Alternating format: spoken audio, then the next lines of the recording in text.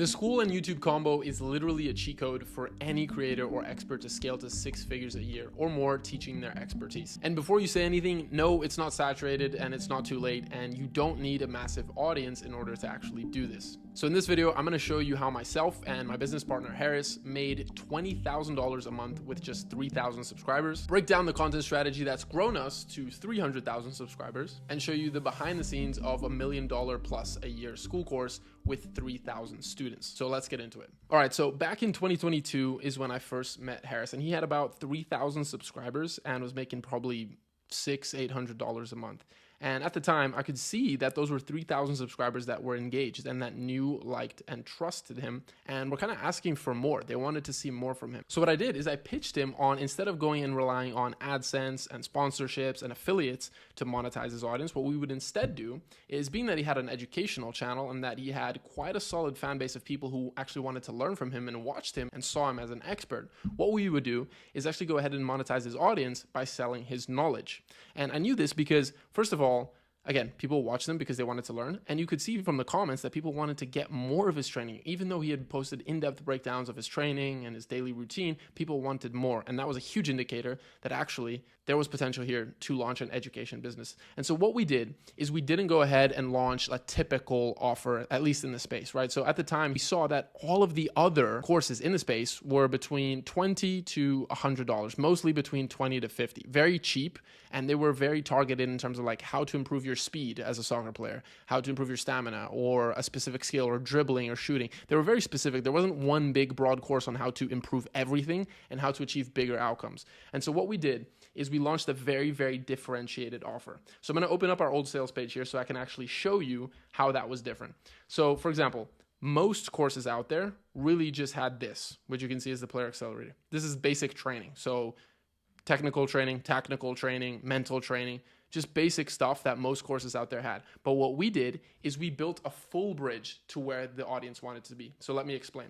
So most of the people who watched Harris, they didn't want to just get better at soccer. They wanted to become professional football players. They wanted to play at professional academies, right? That was kind of the first step. First play at professional academies, and then one day they would be professional football players. And so instead of just selling them, hey, this is how you get better at being faster or get better at a certain skill, what we would do is sell them the outcome of getting to a professional academy. But in order to do that, they needed a lot more than just basic training. And so instead of just selling them basic training, what we did is we added a bunch of bonuses so that we could fill every single gap that they had from where they were right now to getting to a point where they were at a professional academy. So what was the first step? Well, after getting better by following the training, they needed contacts at professional academies. So we gave them that. Then they needed to understand how the pros actually made it. And so we gave them interviews with professional players.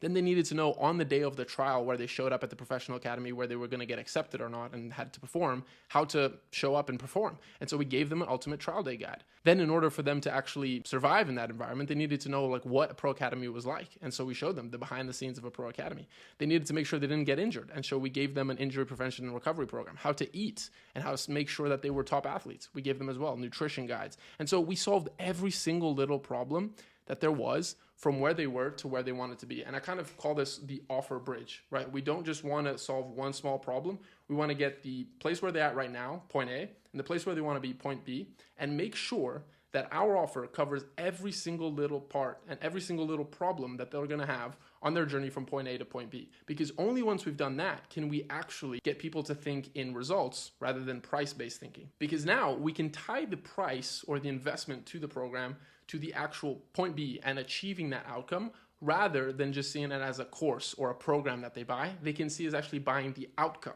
So as you can see, all our messaging on the sales page is about actually achieving the end outcome. It's not get the best training program out there. It's not have the best training. None of that. It's become the best player on your team, sign for a pro academy. That's the messaging, because that's what people are actually buying. They are buying the outcome, not your product specifically. And this offer absolutely hit with people. Like I said, we did 20K the first month with only 3,000 subscribers. And then we ended up posting our VSL, which is our video sales letter, on YouTube. And essentially what it is a 20-minute video that half the time we're just pitching the offer and explaining what it is. And it ended up being an 89.9x outlier, as you can see here. And as you can see as well, the comments are super positive. They love it. And you don't really get that with really salesy videos unless it's a banger offer and a banger video that people really, really resonate with. And that's what happened. However, there's one thing that came up. None of this mattered if we didn't have one crucial thing, and it's exactly what I'm going to cover in the next part. But just before I do that, if you're an educational content creator or an expert and you want to build and monetize your audience, myself and Harris and the team are actually working with a select group of people to actually go ahead and help them build and monetize their audience. Again, this is only if you're very serious about making a full-time income from social media and you want extra help and you want to get this process expedited. If that's you and you want help accelerating this process, first link in the description to book a call and chat with us. If not, completely fine. Enjoy the rest of the video. So part 2 is about the traffic, because now we had an offer that converted, but we needed eyeballs to it. And so what I'm going to do here is now break down exactly how we completely blew up our YouTube traffic and now are pretty much one of the #1 channels in terms of views within our niche. So what I'm going to do here is actually break down a little bit about how we go about ideating and putting together and the different components of our YouTube videos that actually allow it to do extremely well. So as you can see here, this video here is a 5.2x outlier. It's got 758,000 views, and it exemplifies a lot of the things that have allowed us to build this huge YouTube channel. So first of all, you can see the thumbnail inspiration. So we saw this video here that was a 15.1x outlier, how to pick the volleyball position that is best for you. And we saw that kind of using that same structure, we could transition that over into the soccer space. So that's one thing that we do a lot, is that we go ahead and actually look at adjacent niches. So for example, we're in the soccer niche, so we look at basketball, golf, baseball, volleyball, and we look at what's doing well there, and then we transfer that over into the soccer niche. That way you're not copying direct competitors, but you're taking what works in adjacent niches and applying it to your niche. What social media really comes down to is taking what works, adding your own spin on it, and iterating and improving from there. And as you can see here, as I open up the video, you can see an extremely visual hook that's actually taken from this video over here that did extremely well as well. You can see it's very similar type of hook. However, obviously we're doing a completely video topic that's different, right? So it's, again, not considered in that case, at least by our morals, that we're copying them directly, right? Perhaps you would consider that we're being unethical here. I don't think so. And I think, if we were to talk to that creator, if he does watch us, that there's no problem with it. But anyways, that's to show you kind of how we're taking stuff that works and applying it to our videos and how that's allowing us to get 5.2x outliers. So the last thing to do with this video is that we actually got the idea for this video from another one of the major channels that used to dominate our niche back in the day. So Unisport was one of the biggest soccer channels.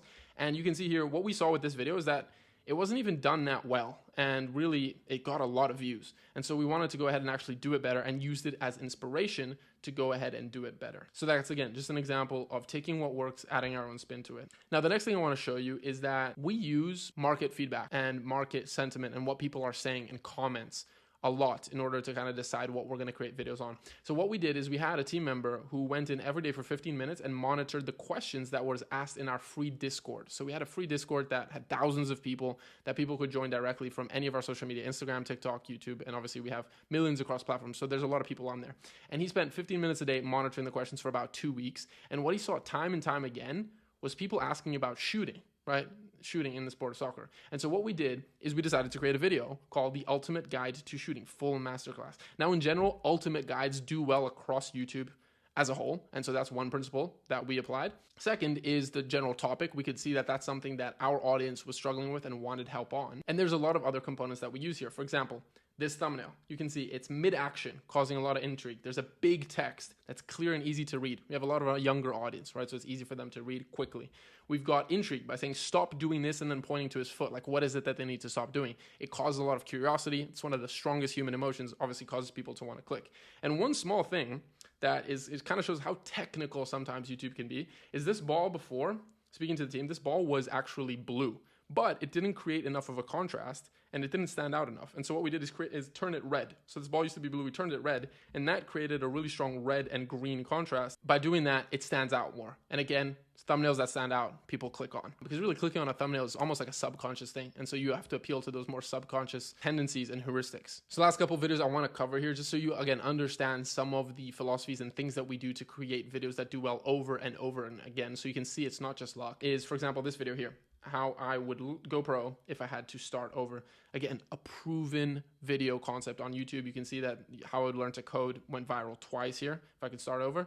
And so the idea came from these two banger videos. We again go and create a roadmap, create a visual representation of what we're going to cover in the video, visual representation of where we want to get to in the video so that they know exactly where we're going for. And then the thumbnail is actually taken from massive YouTuber Ryan Trahan. So we can see that this idea is kind of taken from what he did with his video that did really well. And then that ended up being a 6.7x outlier for us as well, got 687,000 views. And so that's really just kind of a look into how we're creating content, the principles we use to actually create videos again and again that do well, and how we use other videos that do well on YouTube in order to kind of prove our concepts before we even create them. And a lot of the big YouTubers do this. We actually learned this from a mentorship that our team had with Patty Galloway, which is one of the biggest YouTube consultants in the world, worked with Mr. Beast and a bunch of other big YouTubers. Now, with that being said, part 3 and the last one I want to show you is ultimately what we started with in part 1 was that we had a banger offer that people wanted and that we knew converted. Part 2, we got traffic for that offer by creating great YouTube videos that were using proven concepts so that we made sure that we went viral time and time again and grew a massive YouTube channel and got traffic to that offer from our specific audience. And then part 3 is actually delivering on that promise, right? Which is the actual video itself.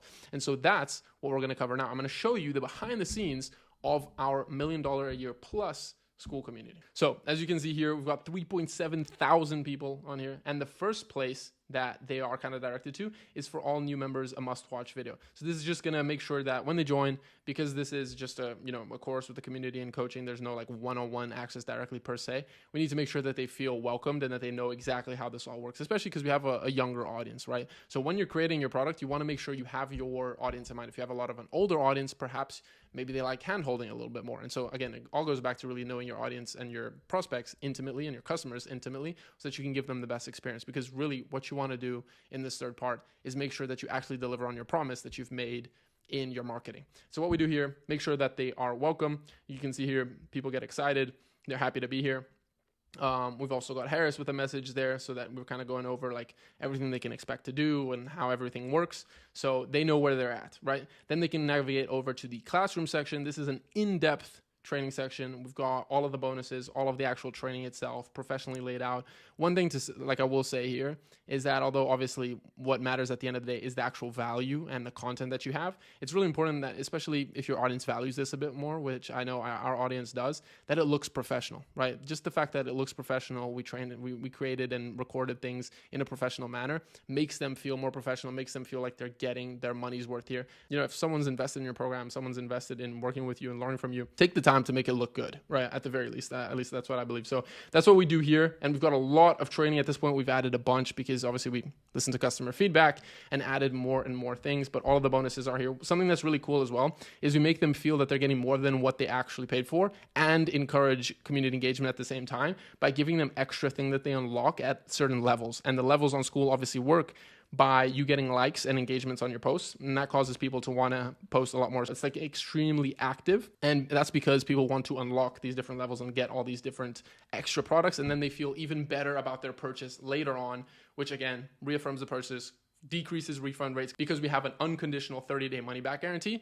There is the risk of people asking for refunds here, but we have like a sub double-digit refund rate, which on digital products like this with a 30-day unconditional money back guarantee, it's pretty impressive. I think it's like 6% or something like that. Well, one of the reasons is because the team put this together where they can actually feel even better about their purchase days, weeks after they made the purchase because they're unlocking new things that they didn't even know they were going to get. And then you can see the community here as well. Like I showed, very active. They also get calls once a week with Harris and the team that they can speak to, twice a week actually at this point. So they can ask questions, they can speak to them, they can interact with them, feel like they're actually part of something bigger, see other people physically on Zoom. That makes them feel a lot better, and it's something that they get ongoing. So they feel a lot better about it as well, a lot better about the purchase, decreasing refund rates, increasing satisfaction, increasing the amount of testimonials we get, which ultimately then feeds the whole flywheel and gets us more customers.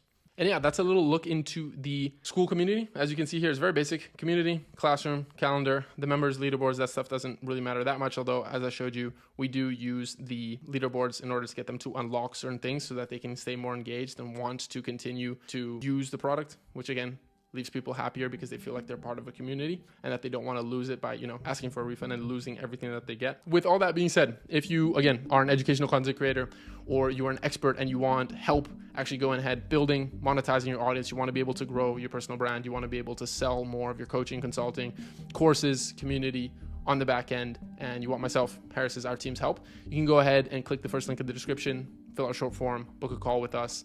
We'll let you know if it's a fit. If it's not, we'll tell you, come back months down the line, or if that's even the case. If it is though, we'll tell you how we can help you create a game plan. Either way, it doesn't hurt to book the call, but only if you're serious about doing this and you want to take it to the next level. If not, all good. Enjoy the free content, like and subscribe, and I will see you on the next one.